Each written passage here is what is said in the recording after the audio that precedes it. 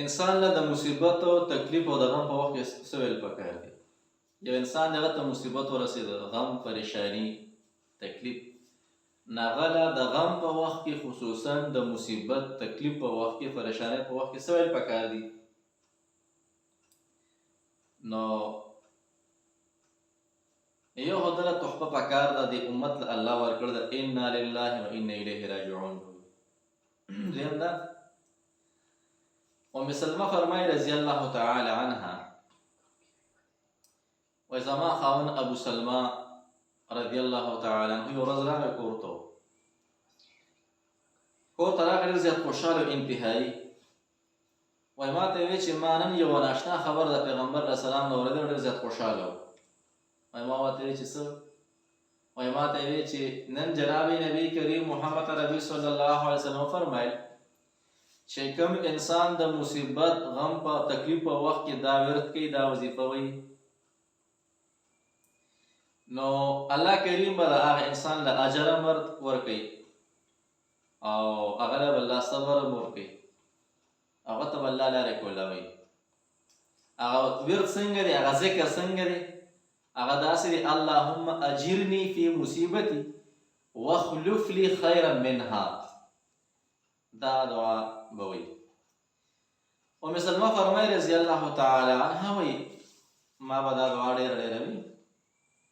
وایي ابو سلمه انتقاله شو، وفات شو. وایي ما به دا دعا کوله او چې کله وفات شو ما به چې انا لله و انا الیه راجعون، اللهم اجرني فی مصیبتي واخلف لي خیرا منها، انا لله و انا الیه راجعون. وخت تېرېده. وایي ما وی چې زه ابو سلمه لاړ او ما ته د ابو سلمه نه د ژوند ښایسته ملګری بل نشي میلاوی. دې کې وخت تېر شو، کور کې ناست یم، د نبي کریم صلی الله علیه وسلم د طرف نه د نکاح پیغام راغی او نکاح پیغام کې و چې نبي کریم صلی الله علیه وسلم فرمایي چې هغې پیغام را لېږلی تاسو د نکاح، تاسو نکاح نبي علیه السلام سره کول غواړئ که نه غواړئ؟ ډېره خوشحاله شوم انتهایي. وایي ما وی چې د نبي علیه السلام نه بل انسان ماته ښه میلاویږي.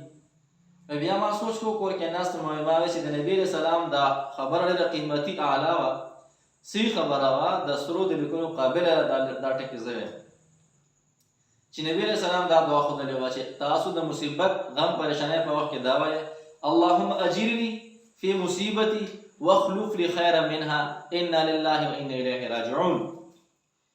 نو ما وی چې ما ته به د مسلمان ښه سړی، ښه خاوند نه میلاویږي، خو د هغه نه په هزارها چند ما ته الله کریم د مسلمان ښایسته ملګري د ژوند راکړه. ماشاءالله. نو د جناب نبی کریم محمد عربي صلی الله علیه وسلم هره خبره قیمتي، د لیکلو د سرو د لیکلو قابله، او په هغه چې کله انسان عمل شي ژوند ښایسته، زندگی ښایسته، ژوند کې الله برکت، خاص کر چې کوم ادعیه معصوره دي دا په ژوند کې راوستل پکار دي. صحیح ده انشاءالله. الله دې موږ په عمل کولو توفیق رانصیب کړي. واخر دعوانا الحمد لله رب العالمین.